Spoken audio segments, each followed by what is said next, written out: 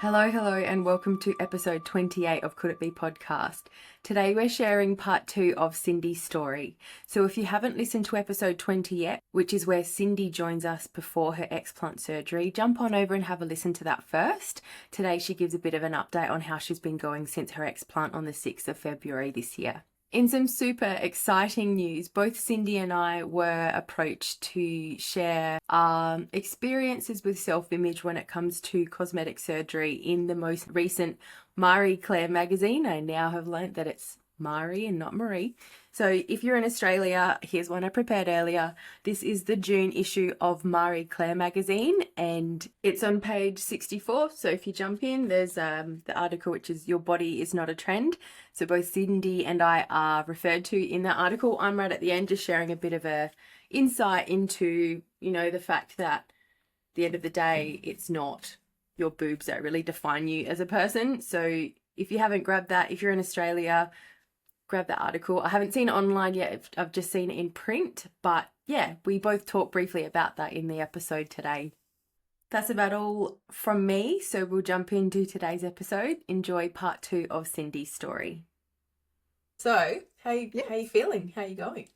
I'm good. How are you feeling, Miss Marie Claire? Feeling a bit like famous, It is family pretty go cool. out and buy.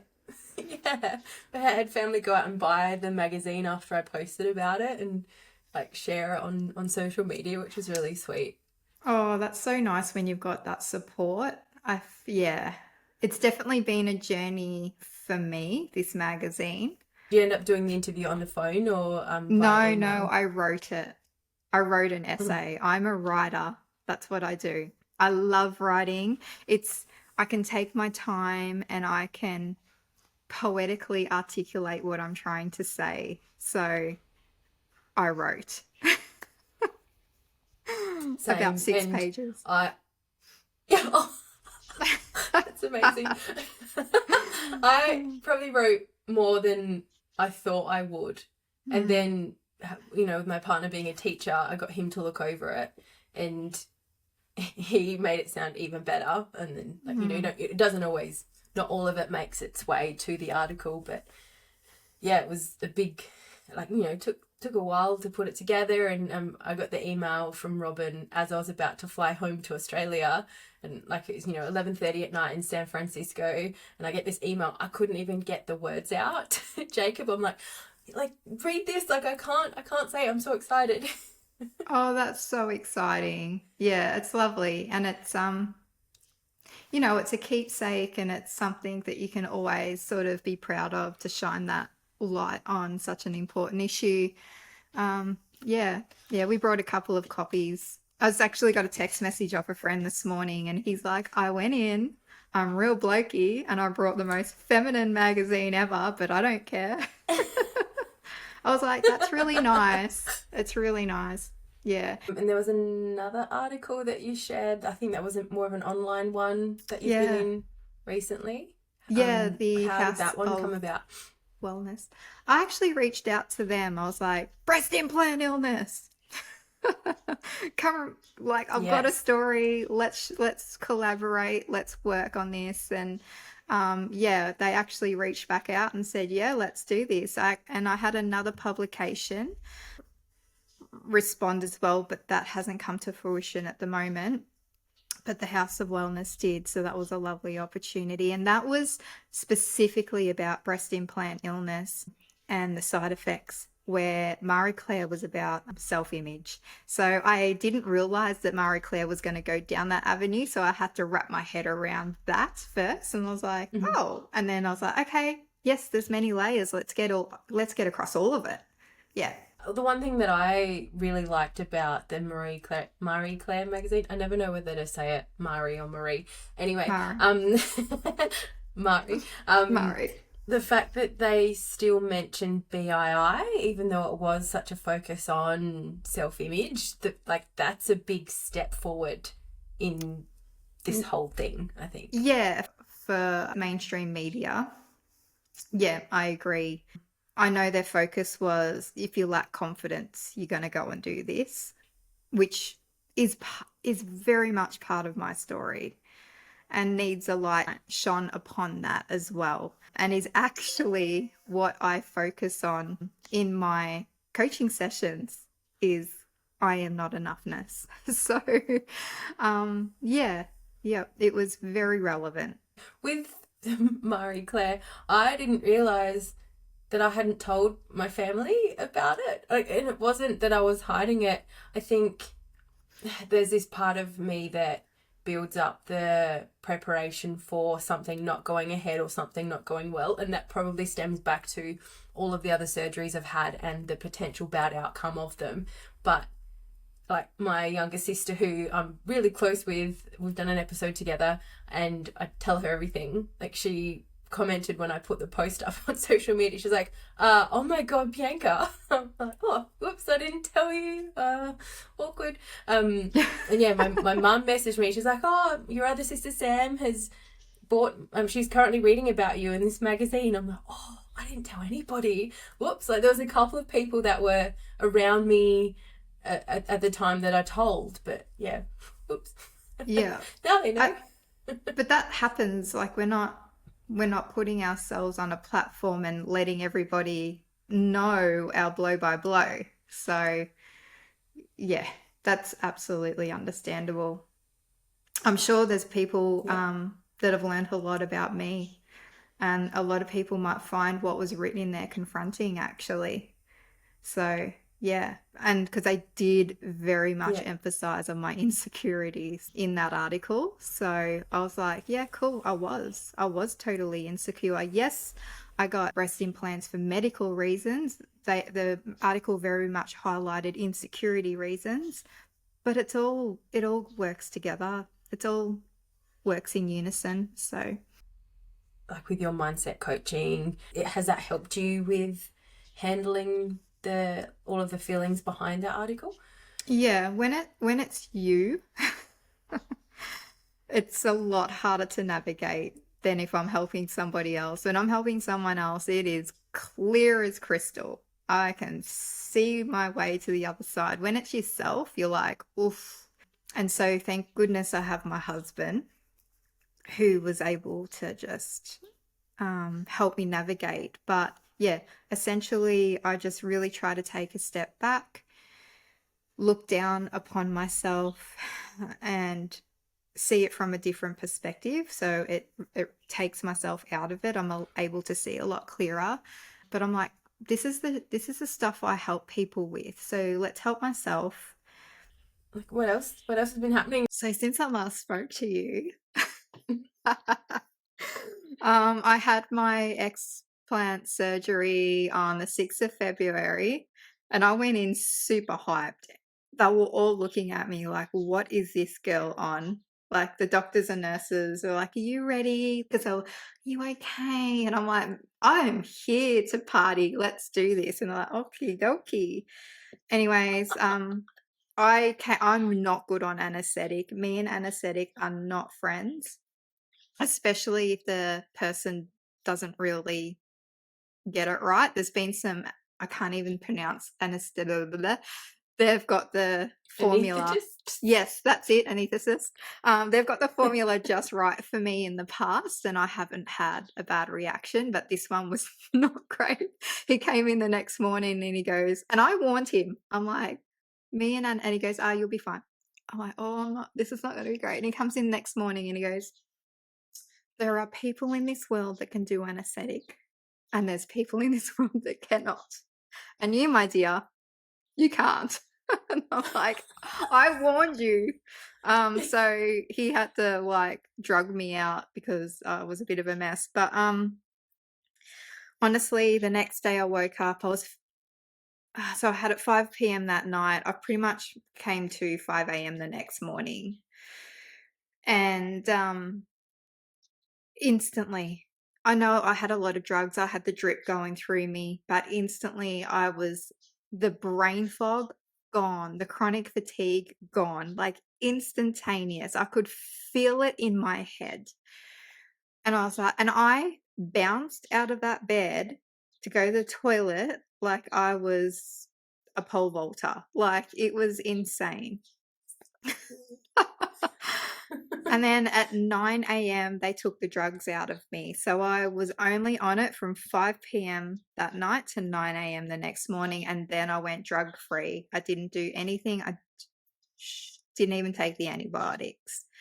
Yep. I did it all without it. I was like, no, I don't want to put more shit in me when I'm trying to get it out of me. And so I crashed pretty bad.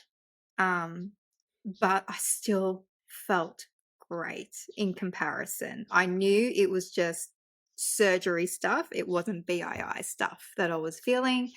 The anesthetic did affect me. I think I go into like an anesthetic depression. So I was in that for about 2 weeks. Plus, I went through change. Like, I had prepared myself in theory for this. I didn't have breasts to fall back on. You got to remember, I had nothing and then was given something, right? There's not even a bra that's made for me. I literally don't. That's just how I'm rolling. And so, in theory, I was prepped for it, and I thought I had it under control. I had done my work, my everything that my NLP techniques, everything prior to the surgery. And then it was time to do the prac and realize this is what it is and this is how I look like now. And that is completely different to prepping for things. I was actually in it, I was living it, and I was grieving. And I had to go through that process of grieving of what I was, because I liked how I looked. As sick as I was and all that, like, I loved it. And so I loved how it made me feel. Like, I'm not going to deny all that because that is my truth. So I was in a grieving process. I had to accept the new version of me, let go of what was. I had to learn to like and love who I was. And I had to redefine my concept of self-love, self-worth, and self-image, because prior to the surgery, I had thought I had done that. But what I now realize is that I had done it in perfect circumstances. I had loved and worked on myself for who I was, not realizing of that's involved what I look like at that time. To come over to the other side, I was like, oh, it was based on false pretenses, because I loved and valued myself with breasts without realizing it. And so in redefining that concept, I'm like, well, who am I without physical presence? I was like, oh, this is deep. I'm working on energy here. And what is my energy? And what are my intentions? What's my purpose? And is that beautiful? What do I do to lift people up without my physical presence? And that really changed for me. And I was able to create, still creating it, but a foundation that is not based on looks, not based on my hair, nothing. And that really set things off in motion for me, for healing. So, as well as doing all that, I did a lot of mirror work. I sat in front of the mirror naked and wounded, which was really confronting, because I didn't want to wait to embrace myself. I'll embrace myself when I'm healed. I will embrace myself. No, I didn't want to live in waiting. I wanted to do it now and love myself at all stages. And so I did a lot of mirror work, and oh my God, I remember the first time I just cried. It was horrendous.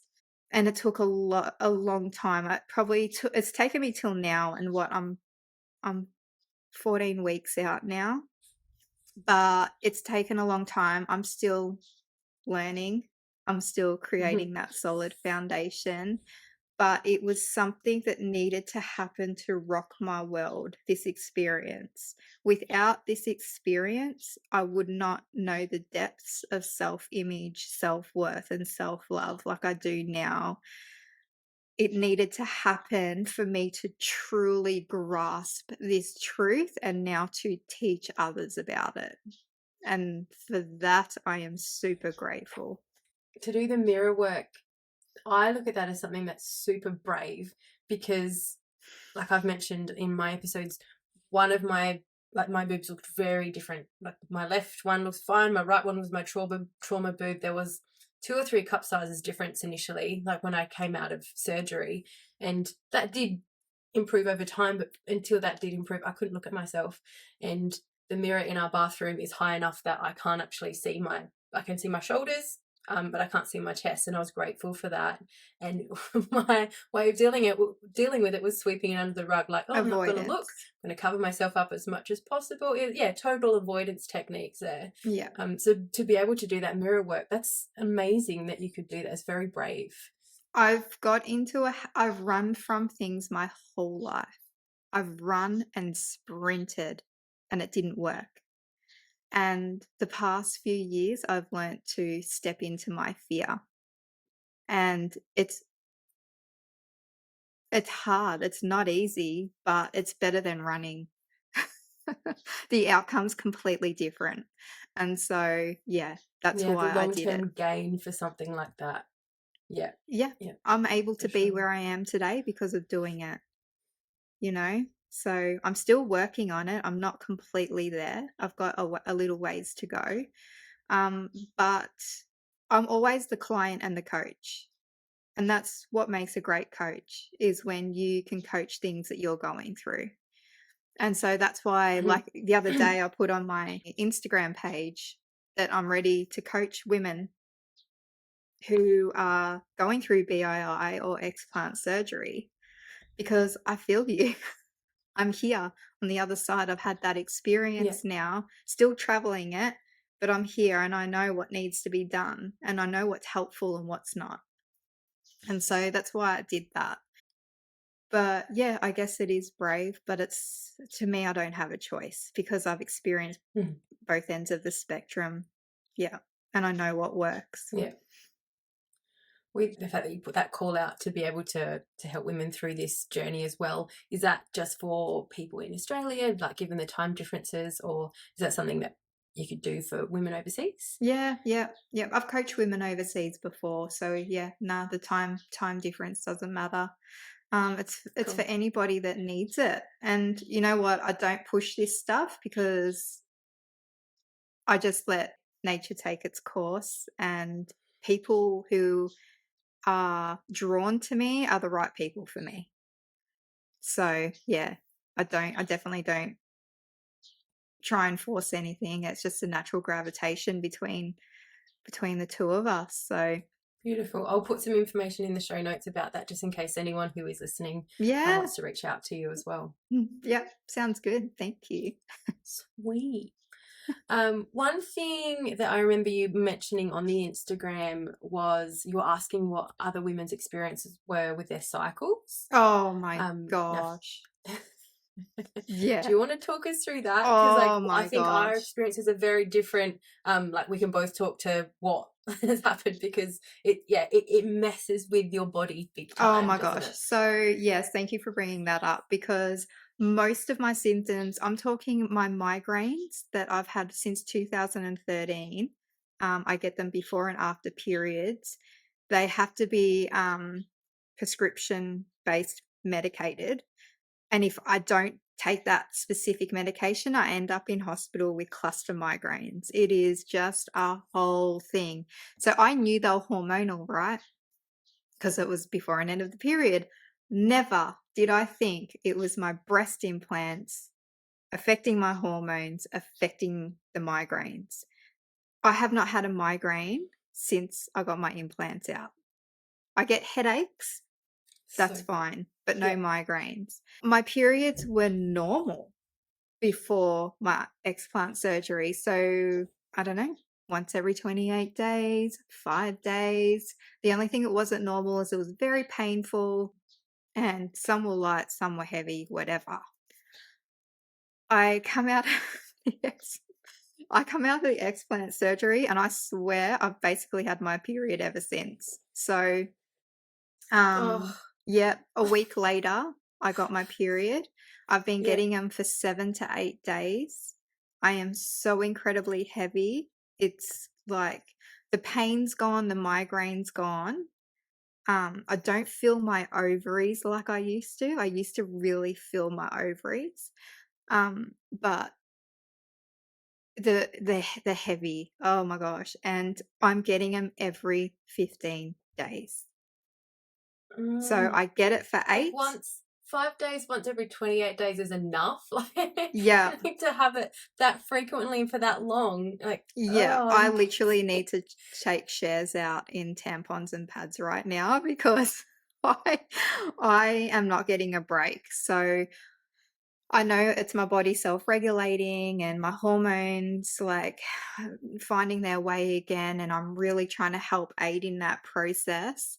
But boy, oh boy, like, yeah, I only get a 15-day break and I'm back on for 7 to 8 days, and it's intense the entire time. It's not like, oh, it's not a bother. It's, I have to make sure I've got 45 packs of tampons, 45 packs of pads. Like, it's a whole thing. And it's just intense. and that's still going now, about Still 14 weeks going. It out. hasn't stopped. Yeah, Hmm. because you do hear that breast implants or the silicone, I don't know the exact science behind it, but they're endocrine disruptors. Can't get that word right. Yeah, you did so Um, well with that. oh, Good job. thanks. um, and so it does make sense that our bodies change. Like after having so I had the Marina for nearly 2 years while I had breast implants. I had migraines once I had my implants. They stopped when I had the Marina. But then about 4 months after my explant, I started spotting all the time. My period when I was on the Marina was a week or 8 days of spotting. But then that was like, I would have maybe a week every month where I didn't spot. Like it, Yeah. I just want to live my life and not be worried about, all of that kind of thing. Yeah. And then I started getting the pelvic pain, and I decided to take my Marina out because obviously there was, Mm, I don't know, maybe this rush of hormones because they weren't disrupted anymore, and felt great afterwards. But, sort of had my on and off journeys of feeling good and bad again. And I had hormone testing, my hormones are out, yeah. but it wasn't something that my normal GP would do. I had to go to a naturopath Yeah, to you have do. that You have to extensive outsource. hormone testing done. Yeah, and it's out of pocket too. Definitely. And yeah, it was like $460 that I paid for the blood tests. But, how many other appointments would I have paid for? How many specialists would I have seen if I didn't? Like, I would have spent more money in the end anyway. Yeah. Oh, have you had any testing done to see yet, or are you sort of waiting for your body to regulate? Yeah, I'm waiting for my body to regulate, and also too, I was waiting on the clinical study to say, Cindy, it's time to get your bloods done, because I thought they were going to, preempt that. Because Mm-hmm. honestly, before my surgery, I was poked and prodded so much. Like I had so many blood tests done. It's crazy, to the point where my GP stopped. She goes, I legally can't give you any more blood tests. So Wow. yeah, so they would have red flagged her or something to do with Medicare, I don't know. But so I haven't had any, Oh, okay. yeah, I haven't had any since. So yeah, I'm just basically waiting, and I trust this is all going to smooth out. I I came off the pill in like 2008 because I just didn't want to touch my body, right? I haven't done marinas, I haven't done anything like that. I'm like, no, let the body be natural. So where I can take control, I will. In not putting shit in my body. To know that this whole time, that my breast implants were doing this is, yeah, an eye opener. It was an eye opener. Yeah. You mentioned before about the the fact that you used to be able to feel your ovaries Well, like in yep. like in your cycle, and you can't feel that now. I wonder whether an aspect of that would have been that your body was inflamed, Yes, maybe. 100%. The other side effect that has diminished since the surgery is that I was always fluidy around my midsection, especially around my hips and everything. Um, which, yeah, I wasn't sure. I was like, oh, maybe it's a little bit of body fat, maybe it's a bit of fluid. And of course, it would fluctuate and whatnot. That's all gone. That is all gone. All the inflammation in my body has gone down. So that was inflammation. I thought it was water There you go. retention, How but soon after the surgery? um, I almost want to say it was immediately. Like I really haven't had the digestive issues have subsided dramatically. I can now eat a lot more and consume a lot more without bloating than I used to. So, for example, I'm very clean eating. I really try to steer away from gluten and yada, yada, yada. But on the weekends, if I want a piece of naan, I'm going to have a piece of naan. Like, it's all about balance, right? I used to pay for that severely. That one piece of naan, I would pay for that severely, full bloated, the whole thing. No, nothing now. Naan's always worth it, though. So worth it. Well, that's good. That sweet garlic stuff that's so good. Oh my gosh, I just rub it on my face. It's amazing. But I want to roll in it. I just bathe in it. Do But you watch yeah, Peep Show? Have you ever watched Peep Show at all? Peep Show. Yeah. What's It's like that? an English comedy, and there's like I've been watching it a lot lately, and there's a quote where he's like, "For naan, Jeremy, for naan," and I'm trying so hard not to say that, but now I've said it, so it's fine. I'll have to watch it just for that one liner. Yeah, definitely. Yeah, we're a big naan Well, that's family. really good. Yeah, so that subsided, and therefore that would obviously go over to the inflammation of my ovaries. So, as I said, I used to really feel the left one in particular. That's all subsided now. So, there was a lot of inflammation throughout my whole body, the bones, muscles, everywhere. When we recorded an episode before your explant, you were saying about how bad your back was. Like you had to really prepare yourself once you got up in the mornings. How has that been feeling? Gone. Yep. So, as I said, I literally jumped out of bed to go to my first toilet trip after the surgery, like a pole vaulter. It was insane. I was like, even the nurse was like, holy crap. And then, yeah, it's been great. Like all that has gone. All the pain, all the stiffness, all that chronic arthritic feeling has completely gone. Even when my So good. periods come round, it used to intensify. So that was my warning. I knew my period was coming because it would be so much worse the day before. I don't even get that anymore. Yeah, everything's changed. It is unbelievable. Yeah. It's really good. Are there any symptoms that you think have stayed around so far? Yeah, I'm feeling lethargic again. So I checked in on that. So I do a lot of energy work. I'm a Reiki practitioner. Energy is actually my first language. I will suss you out before you speak to me. Like I'm all about energy. Um, Mhm. and so there's a thing called muscle testing. I just call it energy testing because I do things differently. So I muscle tested and I picked up that I have foundational supplements that I need to be taking.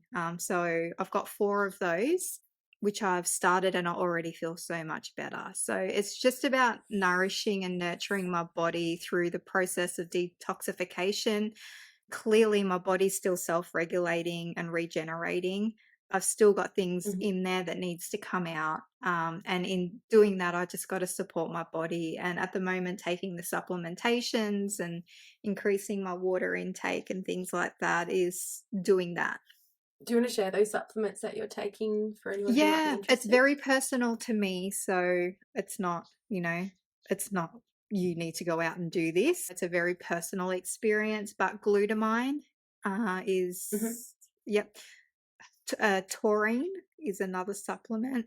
They want me super greens. They want me on super greens and collagen, which really surprised me. But I trust in whatever comes through. So yeah, I Hmm. was on a marine collagen actually, and then I came off it. So they're just basically giving me confirmation to get back on it. It's really helpful.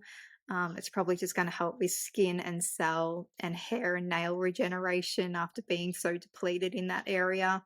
And then I'll Yeah. energy test every 4 weeks and be like, is this still what I need?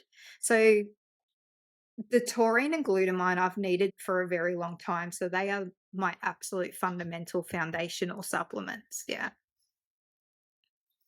I'm on my own sort of detox journey at the moment, and I think I've got both of those in the powders that I'm taking that the naturopath prescribed for me, and game changer, big time. Glutamine's a massive game changer, and you'll find it in most supplements actually. Yeah.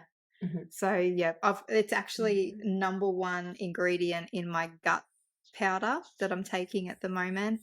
But I take it naturally on its own as well. So I get a couple of doses of that in a day. And you're right, game changer. That was one of the supplements that helped me with my BII symptoms. So as bad as they were when I got on the glutamine, it just really brought down the severity of it. I remember you saying before the glutamine, you couldn't eat a lot of things and you sort of got down to 49 kilos, and then jumping on the glutamine changed that for you. You're able to eat again. And Yeah, I do think I was on a gut powder, as I said, and I'm back on it again because that did happen. I forgot about that. My appetite decreased again, and stopped eating as much. And yeah, I've got back on all that, but the main ingredient to my gut powder is glutamine. And I didn't realize that yeah. until last week. So, and guess what? I'm eating a lot more. I've put on weight again, but I feel so much more energetic, which that would have contributed to me feeling lethargic as well. So it was a domino effect. Hmm. The the more I'm reading in the sort of BII and I guess holistic health world now, Yeah. my eyes have been open to it, and how much the gut can impact so much more. It can impact your ability to focus. Obviously digestion is obvious, but all the other things, that hormone health, that's all impacted by your gut health. So Yeah, it's yeah, pretty essential. important to get that. Yeah, it's a central working part to our well-being. It's just important as the brain. So you need to absolutely make that a priority in nourishing and nurturing that to back to full health, and just ensuring that there's always good microbiome or good bacteria in there. Because that is when that's out of balance, it will have that ripple effect, domino effect onto everything else, including mental and emotional health. It literally, if you are deficient in a mineral or a vitamin, it can actually cause depression. So it is so incredibly important. It's really want to specify that at the end of everything, at the end of every decision, action, everything that we are, everything that we do, it comes down to the value we place on ourselves, and the intention and the thoughts and the emotion. If we have an expectation, for example, that this is what happens, bad things happen when I do this, then that's a self-fulfilling prophecy, right? That's what bad things will always happen when you do this, right? So bringing it back to breast implant illness and things like that and self-image, if we don't create that foundation based on I am enough, we will always be standing on a fragile, cracked foundation that can, how am I trying to say it? When something comes along, we can easily be rocked and fall over. Okay, so for example, you get your implants taken out. All you have to do is see yourself in clothes and not like the look of that. And that is going to open that crack of your foundation up further and longer. And then eventually you'll fall into it. And then some people, which I've seen on socials, they go back to the implant. They know they've had BII, they've had them taken out, but they can't accept themselves for who they are. And so they go back. And because the BII is worth their self-image. Mm. And so it's really about creating that stable and sustainable foundation of self-worth, self-image, self-concept, self-love. We have to work on that every day. It's not something that comes easy. We're brought up in a world not to do that. First of all, we're brought up in a world that tries to create disconnection from self. Don't look to yourself to solve your problems. Look to this pill or this person. Okay, so we're brought up in a world that tries to disconnect us from ourselves. Then we're brought up in a world that tries to show us that we're not enough, and this is what it looks like to be enough. And so we're always confronted with the opposite of what we're trying to achieve. So that's why this work is so incredibly important, because essentially you're coming back home. You're coming back home to yourself. And when you arrive there, you are more self-empowered than you have ever been, and nothing rocks your foundation. And you become so incredibly powerful. It's really important. And I think I mentioned this in our last episode. That's something that I haven't worked on. I've worked on the physical body, but I haven't worked on the mindset as much still. But it's That's very because it's important, especially confronting. when you see yeah, that's it. And I can absolutely do that in so many aspects of my life. Like if something is too confronting or where I feel like there's a possibility that I might fail from it, I'm like, oh, I'll just shift my, what I'm going to do to something else, because it's the easy way out, because I don't want to face that. Yeah, It's a fear of failure for me. it is That's fear what of I'm mentioning. failure, which everybody has, but it takes that self-awareness to identify that. But then what do you do after that self-awareness? Do you go, I'm cool with it? Or do you go, I'm not actually. I don't want this anymore. It doesn't serve me. And that's where the courage comes in. And once you take that first step into and face your fear, and then you realize you're stronger than that fear, oh my gosh, you become unstoppable and it sets you free. It is the most liberating feeling. And when I take my clients through it, they're just in awe. We have to end the session, because at that point they need to digest and process and integrate with what just happened. And they're like, oh, that was amazing. Why don't I feel fearful anymore? And it's such a foreign feeling for them. But my gosh, it's amazing. And that's what I pride myself on. I pride myself on bringing people back home. What kind of work can people do? What kind of practitioners can they link with? You mentioned NLP and Reiki. What kind of work can people do to get to that point, do you think?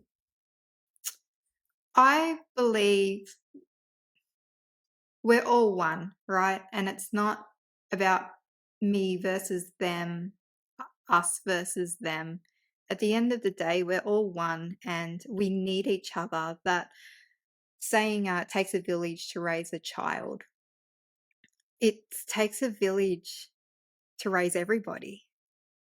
We all need people around us to shine a light on our blind spot and to help us realize, or to show us a new tool or technique or strategy.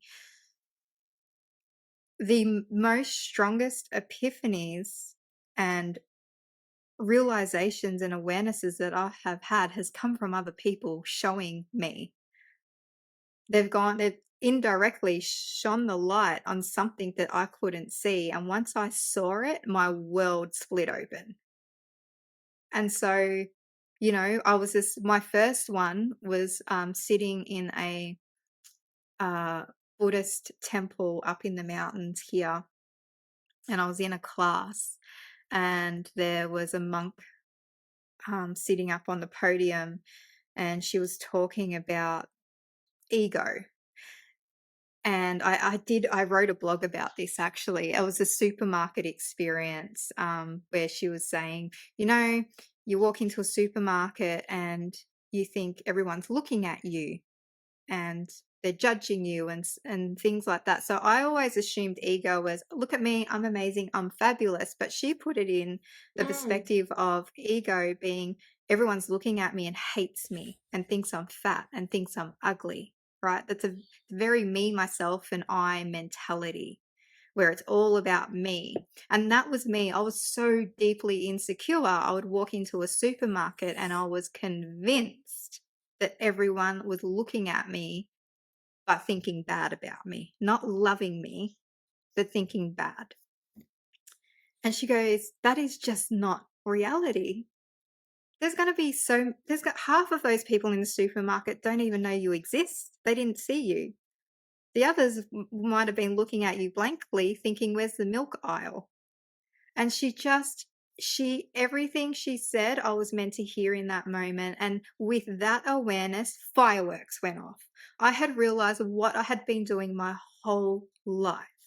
I was like, I would walk into every room and have everyone pinned and judged and criticized the shit out of them for judging and criticizing me. It wasn't the truth. It was my truth. They're not the same thing. And so I felt liberated. I felt like an idiot. I felt like all these emotions at once. It was literally fireworks. It's literally like someone ripped the blindfold off me and I could finally see what I had been doing. And now I could set myself free of that. That was just one experience. So in answering your question, first of all, I believe you need the will and the curiosity and the want. If you don't have that, you're not going to get far. If you have that, I feel like you end up drawing in the circumstances and synchronicities to help with you to work through whatever it is you're going to work through. Now, I'm all about energy, so Reiki was a natural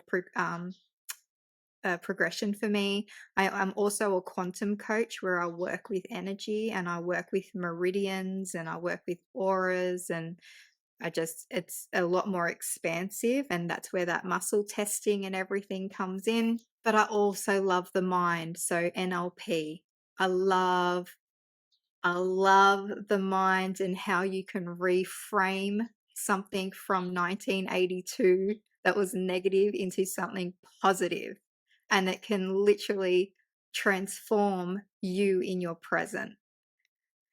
Oh my God, I just love it. Sorry. Anywho. Powerful stuff. No.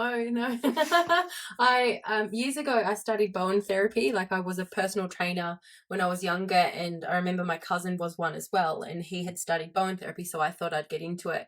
And part of the studies, we would go along to the different expos, and there were the wellness expos, and yeah, we had all sorts of practitioners there. And another time I went to a women's healing circle, and this is around the time that I was finding out about like infertility issues and stuff. When I was like 26, 27, I was quite young. And the Reiki practitioner there, like, it was just a very quick, we were doing mindfulness coloring in this, picture, and she would come around and spend 5 minutes with each person. And in that 5 minutes, she's like, you need to learn to love yourself again. And it wasn't until she said that I realized that I hated myself for what my body was doing. And none of it was my fault. Like, I wasn't causing my body to grow these ovarian cysts. Like, I wasn't causing endometriosis. There's possibly some lifestyle changes that can help with them. But, this was stuff that was just happening to my body just naturally, and I hated myself for it, and that was a big turning point. And you know, that was one of my friends went to this woman as a massage client, and she was like, hey, do you want to come along to this? And she just caught me on a day where I was like, yes, I'll try something new, like I'd love to come along. And you know, obviously this all lined up how it was supposed to and when it was supposed to, and that was a huge turning point, because I was like, I hate myself. Like, why do I hate myself? I've not caused this to happen to me. What, like, how can I sort of reframe my way of thinking? And it was like, okay, I might not be able to have kids, but I can still have a great life. I can still have a home that I want to come home to and I enjoy being in. I can, you know, focus on my career and make that something that's enjoyable. You know, I can be the crazy auntie that, you know, is a bad influence, and you know, the one that buys the kids something all the time. Whenever I see them, like, Auntie B, buy me this. You know, and yeah, that all happened when it was supposed to. So I completely understand what you're saying, that like basically that it'll come to you when it's supposed to, I guess. Yeah, life is 100% about timing. And I know that for anyone listening, they're probably going, well, so what do I do? Just sit here and wait? No, you got to consciously, intentionally make a decision and go, I want change. And then find out where you want that change. And then actively take action to create that change. And with that, you will it will be law of attraction. Synchronicities will happen. There was something will come across your Instagram or Facebook, or you'll end up talking to someone. They'll be like, I met this person who blah, blah, blah. And it ends up sort of cross-referencing with you. And that's how it happens. I can't explain it, but that's literally how it happens. You can talk to hundreds of people. They'll tell you that. But you need to take action for those synchronicities to occur. It's not just wishful thinking. Can I come to you for a minute? You can get this out. You Yeah, can edit this out. So with sure. you, I feel that you've got a disconnection to your body. And so it's you versus your body, right? Until you harmonize that and become one with your body and who you are, you will continue down this me versus my body mentality, where you don't feel like you've got a connection or a relationship with it and that it lets you down. That is that is that is not the truth. It is only your truth. The truth is that your body loves you and wants to do good for you, and the things that happen usually have an emotional cause behind it. There's an emotional cause that triggers off the physical symptom. So what happens with emotion is they become unprocessed and they get stuck in your body. So your hate for your body, I know you said, I've accepted it, but I know you haven't. Right? And so what I feel happens? so seen right now. Sorry, do you want me to keep going? No, you're a magician. No, that's fine. Like, go Okay. for it, because it's yeah, it's definitely, it's all 100% Yeah. on the money. And so what happens is that hate for your body, I'm just going to use that as an example. It's Yeah. unprocessed emotion. And what happens to unprocessed emotion? It stores in your body and it gets stronger and stronger with every physical ailment that comes up for you. That hate anchors deeper into that body and becomes more unprocessed. So it grows in volume and intensity over time until it becomes a physical ailment. It becomes endometriosis. It becomes a cyst, right? There is an emotional cause to every physical ailment. When you go to the doctor and you present pain in your chest, the question they ask you is, how much stress have you been under lately? Stress is an emotion that causes a physical ailment such as heart attacks. So for some reason, the GPs are happy to admit that. So I'll take it as a win. So that's what's Mhm. happening with you. Okay. You've got to disconnect with your body and you're not connected with it. You're angry with it and you have a self fulfilling prophecy with it where you are going to let me down. And so that's all you see from your body. But rather, instead of saying, you're going to let me down, you need to be changing the narrative to, what are you showing me? What do I need to know? And you're going to get a Mm. different response. I tell you right now that everything that's going on has got to do with your disconnection and your hate for your body. It just keeps manifesting through physical stuff. So until you find peace and unity with yourself, your body is you, it's going to continue. For me, like, I think that's kind of glued together some of the, I'm not very good at wording this kind of thing, but the weight gain that I have been experiencing probably over the last few years, but so much since my explant and the IUD being taken out, there's like, I know it's a problem because of the physical impacts it may have on me later on, like, you know, the risk of diabetes, the risk of stroke, the risk of heart disease. But then there's this emotional disconnect, I think, that I've created to, and that comes back down to my way of trying to deal with things, to push it to the side. So it's like, if I don't see myself, if I don't look at myself and I disconnect the weight gain from the way I'm thinking, I don't know if I'm making sense, but then I'll be able to kind of just keep going through life, you know, taking that easy way of thinking. So that makes 100% sense. Like, I felt like there was something missing in that, but I don't have the knowledge to know what that disconnect was. Yeah. So I think I need to work with you. Yeah. Sign right up, baby. I'm ready to go when you are. Yep. But yeah, it's that ignorance is bliss mentality. But it is there's a point in your life where you turned on your body. Your body didn't turn on you, you turned on it, and we would go through a timeline and go back to that point and get a healing on that and shift perspective to collapse the paradigm that you're in at the moment, and just get you to love who you are and your body, and see it that it does love you. It's not against you. It doesn't hate you. It's not letting you down. It's just what you see, because you're unable to see beyond that at this point.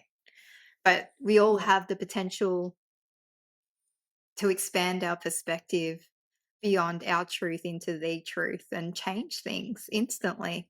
I nearly got emotional with this. I know. I can tell because I'm an empath, obviously, energy, but I go to cry. So if there was, I remember one time I had a workshop. So my screen was full of women and I'm talking, and this instant lump of cry was in my throat, and I started like cracking when I was talking, and I'm like, and then I had to stop it. I like, who is it? Because I'm yet to learn to control that. So I had to stop and I go, can I just ask who's very emotional, please? Because it's really affecting me. And she puts her hand up and she started crying. Yeah. Because so I've been told in the past that I'm an empath as well, and I think I look at the way I am now, and there's still an element of empathy to me, but nowhere near as much as it used to be. And I think I've had to harden myself to protect myself from people, and like, some of those people are possibly the reasons why I hate my body, like people in my past. Is it white lighting where you do sort of learn to protect yourself from other people's emotions as an empath? Yeah, there's different ways. It's so funny that this has actually come up in this conversation because I do oracle card readings, new moon ones and weekly ones. And yesterday, for the week, was protect your energy, but do it in a way you've never done it before. It has to be different. I'm like, oh, okay. And now we're talking about it. So Again, synchronicities, like I was talking about, right? I took the action to protect my energy, and now in this podcast, we're talking about it. So, synchronicities, this is what Yeah. I'm talking about. So, this to me is just more confirmation that this is what I need to do. But there are many ways to protect your energy. It will be individual to the individual. And I was actually researching last night some jewelry that I'm going to be wearing on me, because I've actually evolved into a deeper sense of compassion for others. And I have felt that transition happen, where I felt the pain in my chest for this person. I was like, what is this? So I'm feeling myself evolve. But in doing that, I'm picking up on other people's pain and their fear. And so I'm going that extra mile to protect my energy. Yes, white lighting. Yes, visualization aids, where you might see yourself in a glass box or a glass bubble, or you might activate your personal Merkaba. There's a whole list of things you can do. Crystals and gemstones are obviously very powerful, which I'll be buying something to put on my body to help protect me, and also mantras, affirmations, things like that. Yeah. Whew. Yeah, this has gone down an avenue I didn't expect it to. No, same. But I'm very comfortable, that's for sure. It's my jam, so No, that's good. I've had someone read my aura before from a photo, and they yeah, said it was yellow, yeah, because the happiness or something. I don't know. It was a while ago, but yeah. I'm not very good. The aura, I don't see. Where am I going with this? I see light or dark. So okay. Yeah. I'll see grey or white, or black. So when black is not good for me, black is just not good, as in that person is not mentally, emotionally good. Grey is like, oh, they've just got some shit on their shoulders. They've got some monkeys on their back. And then white is very like, oh, they're sorted. They're pretty good. They work on themselves. They're connected. Yeah. So that's pretty much how I do it. How has life changed since the explant? It has. I'm not going to say I've got my life back. I'm going to say I have progressed and stepped forward into a new way of life that I enjoy, that I have energy for, that it's easier than what it was. And the reason why I'm not going to say I got my life back, because I've evolved as a person. This experience has taught me so much, that I'm not that person that I was. So I am healthy again. Yeah, I have a couple of things that need critiquing and working on, like feeling a little bit tired, but that's fine. Periods need to regulate themselves. Cool, whatever.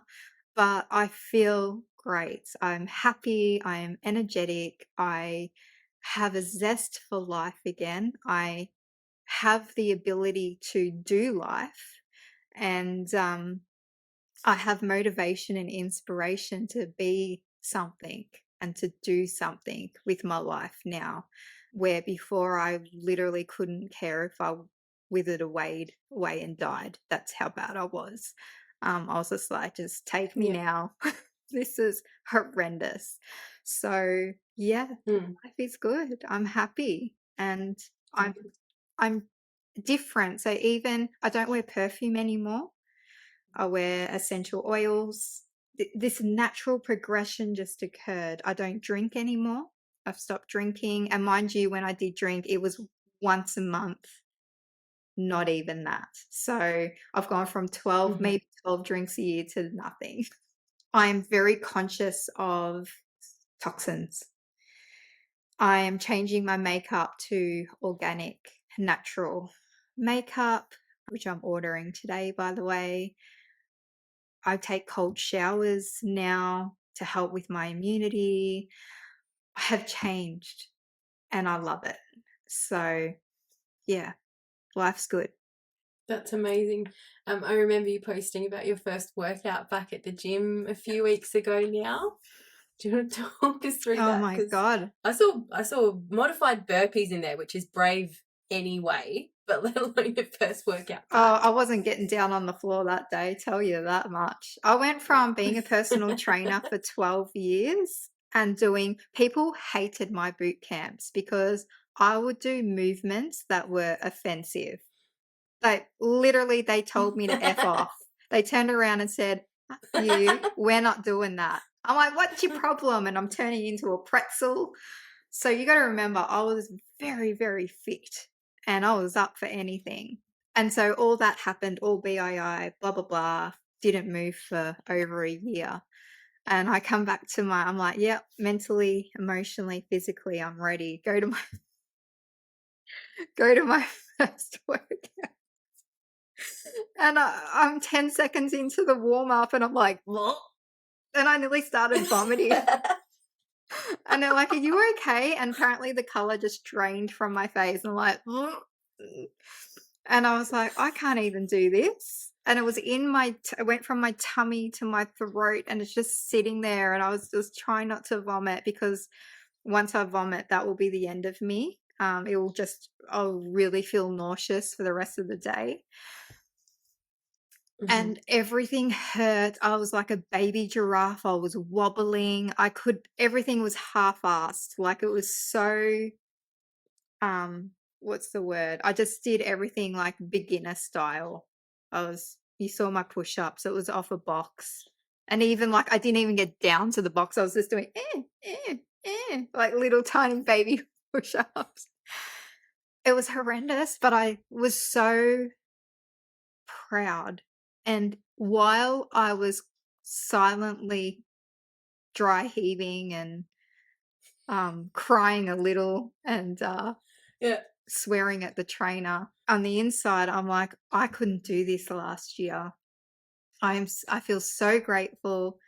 I'm so blessed. I'm back at training. And I had to keep doing that to get through it rather than focusing on what was actually happening. And so I was so proud I got through the whole thing. And the feedback from everyone was that, oh my God, at the start we thought you were out, but they saw me get up and over the mountain. And they said they saw a turning point in me where it became easy.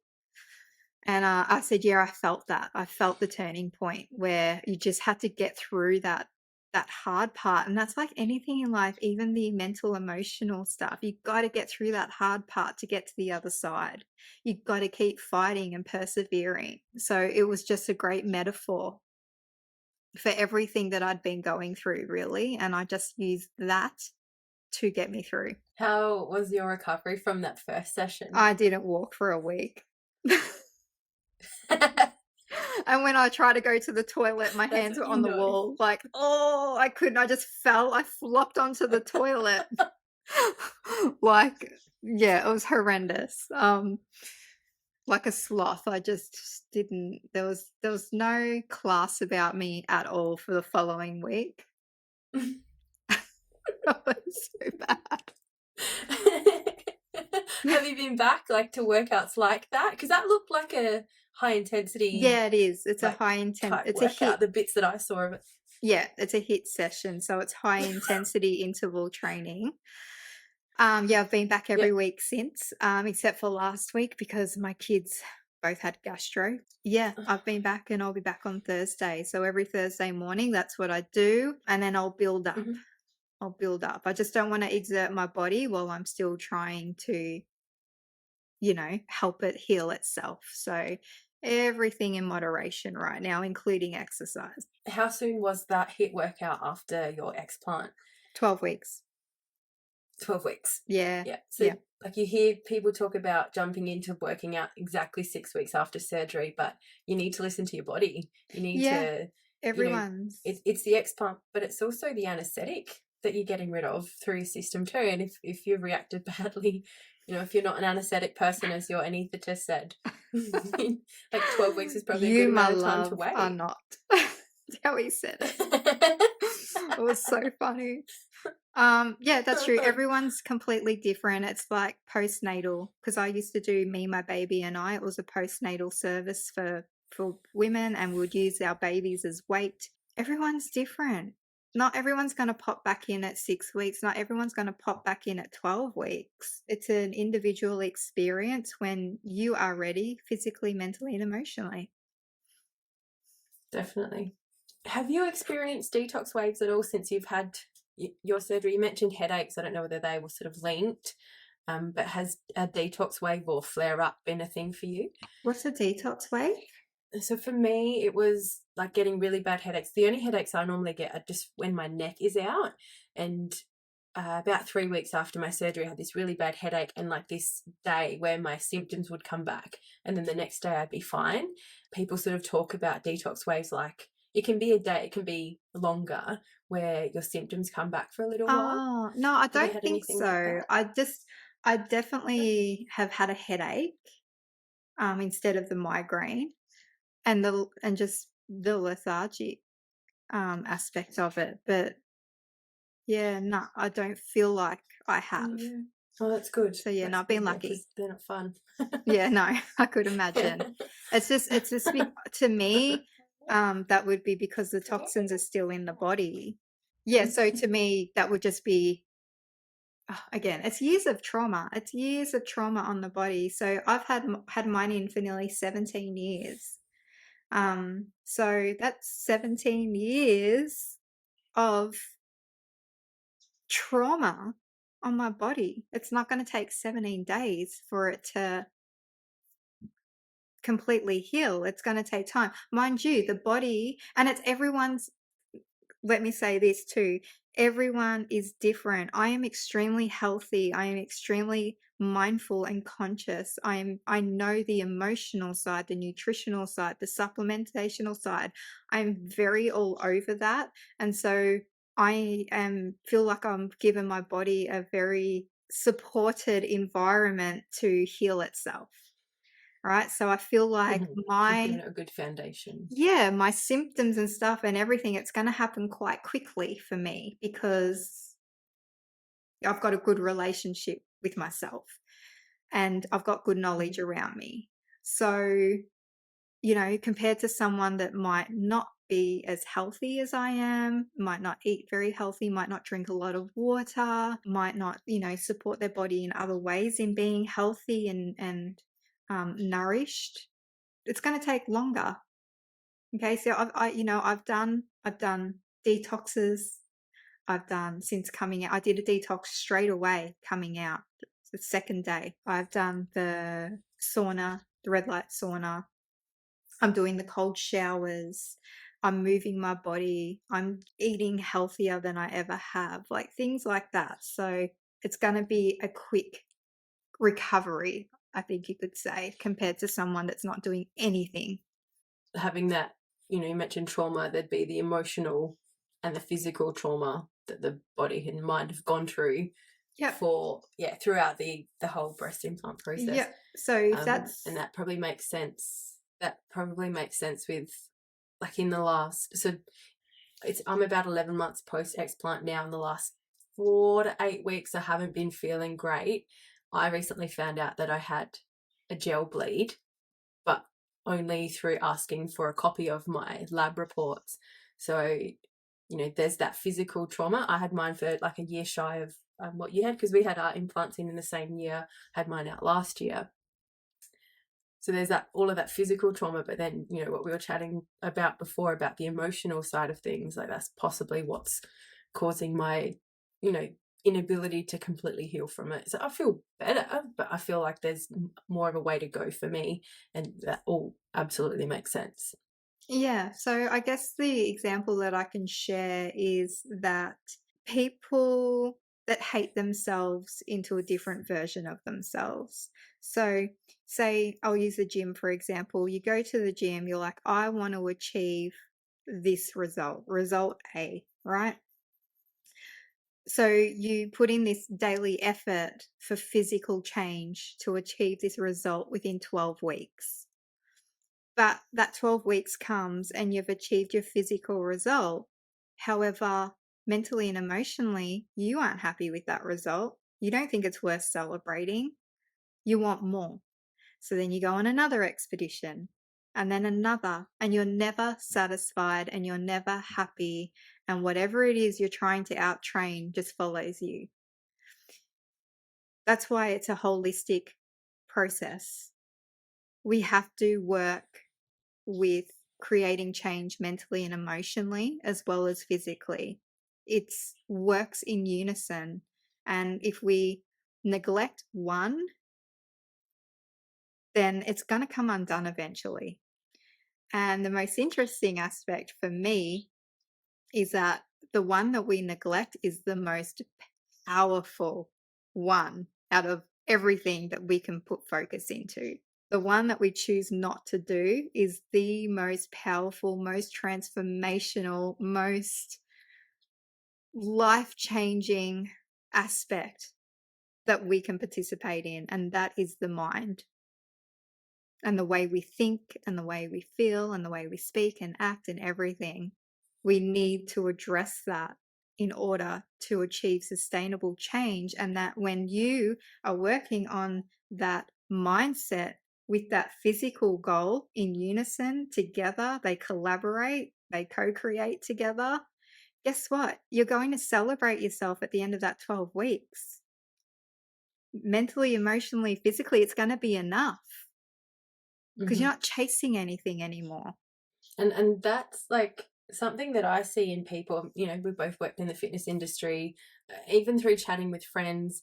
There's always this, for some people, there's always this thought pattern of I will be happier when. So I will be happier when I lose weight. And you do hear a lot from people who have lost heaps of weight and they look amazing. They're really healthy, like physically healthy, but they never did that work on their mental and emotional health, and they didn't get to that point of, oh, I'm happy now, like I no longer am insecure, I'm no longer worried about my partner leaving me for somebody who's more attractive, or whatever their thought pattern is, they haven't done the necessary work to get past that. Because the physical transformation, sure, it can look great, but there's that other part of it that's missing for those people. So I guess that's like an example of how that might look like in that situation.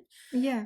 And it's about, even with the BII and the explant surgery, it's about loving yourself into a new version of self, opposed to hating yourself into a new version of self. You're going to get two completely different outcomes. And so when you hate yourself into something else, you're not going to achieve what you want to achieve.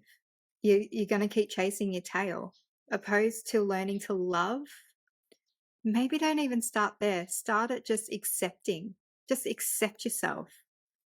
Then from there, you'll like yourself. And then from there, you'll love yourself. I do believe accepting yourself is baseline. And having that acceptance and forgiveness for self will lead to self-love. And that's where we need to start with breast implants. I think if we were to, if there was a process where people were to go through this kind of discussion and self-discovery before even getting implants in the first place, how many surgeries would go ahead? Because there'd be, getting to the root cause of why they feel that they need them and working through that, and potentially not needing that to then feel accepted. Yeah. But at the end of the day, we just got to accept ourselves and stop relying on others and circumstances to do that for us. So thank you so much for sharing all of that. Like we said, it took a few avenues that we weren't really expecting today, but I'm glad it did, because it's been some really important discussion that we've had. It's been awesome to hear about how you're going, and I would love to have you maybe on here again, when you're ready to talk more about how you're feeling and what's been happening in your world. And thank you for all of the advocacy, like the articles, and it is a confronting thing to share that story, but you're doing it and changing lives by doing it. So thank you so much for joining us and for everything that you do. Thank you, study buddy. It's been fun.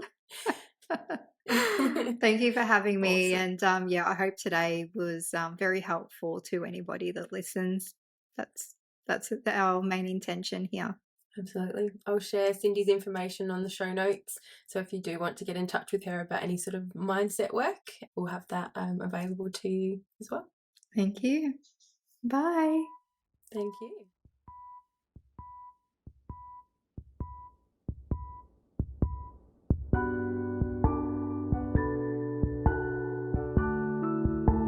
This podcast shares my own experience and research. I'm not a medical or health professional.